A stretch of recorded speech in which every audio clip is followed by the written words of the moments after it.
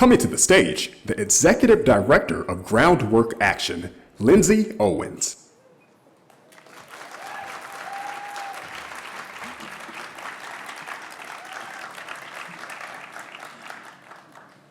Hi, everyone.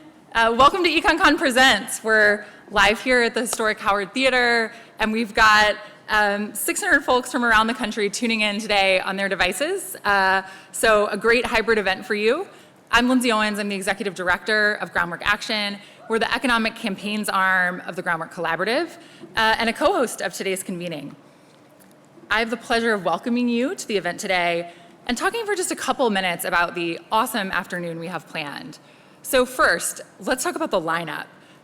We have pulled together some of the sharpest minds in media, in politics, and economic policy to really help us make sense of last week's historic midterm election and to discuss how we can build on that momentum to really advance an economy that works for all of us. So today with us, we have Washington Post columnist Perry Bacon Jr., Working Families Party Director Maurice Mitchell, pollster Anna Greenberg, Senior Advisor to Senator Sanders, and founder of More Perfect Union, Faz Shakir, and a keynote by the inimitable Senator Elizabeth Warren. So we've brought together all of these leading voices today with two goals in mind. The first is to talk about the lessons we can take away from last week's historic midterm election. So, candidates across the country defied political gravity and absolutely defied the cynical predictions of Beltway pundits.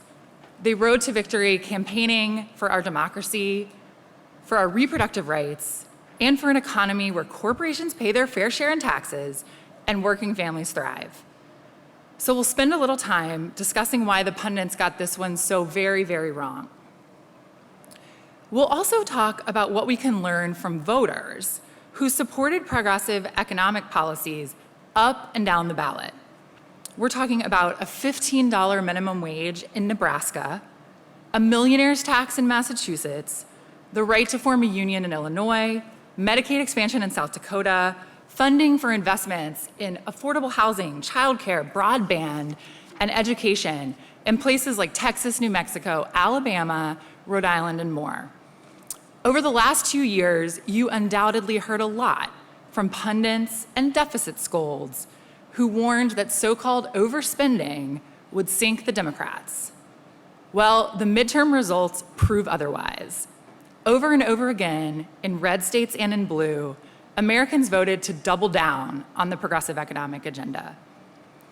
It turns out that what we've been saying at Groundwork for years is true. People-centered public investment is needed, it is economically sound, and it is very, very popular. Yeah. People really want a government that takes action for families and communities and not just corporations and the rich. There was one other issue that was supposed to work to Republicans' advantage in this midterm, and that was record high inflation. But Democrats had a plan to curb inflation that resonated with voters, and Republicans had none. According to a new exit poll released just this morning by the team at Groundwork Action and Economic Security Project Action, the message that voters heard most from Democrats on the economy was that large corporations had been raising prices unfairly at the expense of consumers. Voters know corporations are using inflation to pad their profits, and they wanted Democrats to stop it. But despite our electoral successes up and down the ballot, the sobering reality ahead is that we're still staring directly at a Republican-controlled House. And the last time we were in a somewhat similar position, back in 2011, it didn't go so well. So the second goal today for this convening is to chart a new path forward. We must resist traveling down the path we've been before, to austerity, to sequestration, to deep cuts in the investment that keep families and our economy afloat, or to tax cuts for corporations and the rich. Remember the Bush tax cuts?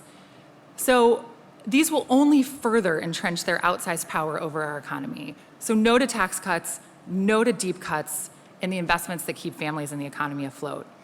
We also must resist bipartisan compromises, where the only thing we compromise on is people's livelihoods.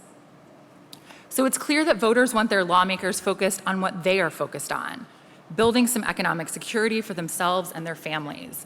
We need affordable housing and childcare, a supply chain that can actually stock the shelves, and to start making things in America again. And we need to take on outsized corporate power with aggressive antitrust enforcement and by taxing corporations and the rich. So we can't rest on our laurels, and we can't be satisfied with merely returning to the pre-pandemic economy. An economy where economic security is still out of reach for too many, especially Black and brown folks. We have to do more. So that's where you all come in. This year's EconCon Presents will be a space where progressives can come together and build on the momentum of last week. And tomorrow we'll get back to work. So thank you so much for being here with us today. Thanks to all the folks who are watching from home and in their offices. And a special thank to our amazing co-hosts, Demos Action, EPI Action, Economic Security Project Action, Fight Corporate Monopolies, Groundwork, Omidyar Network, and Roosevelt Forward for making today possible. And to our amazing events team, Black Ops, highly recommend them, and the great staff at the Howard Theater who've made all of this possible. And just one shout out in particular to the Groundwork team who's been working so hard, and to the fearless leader of our events team, Claire Guzdar, who made this all happen today.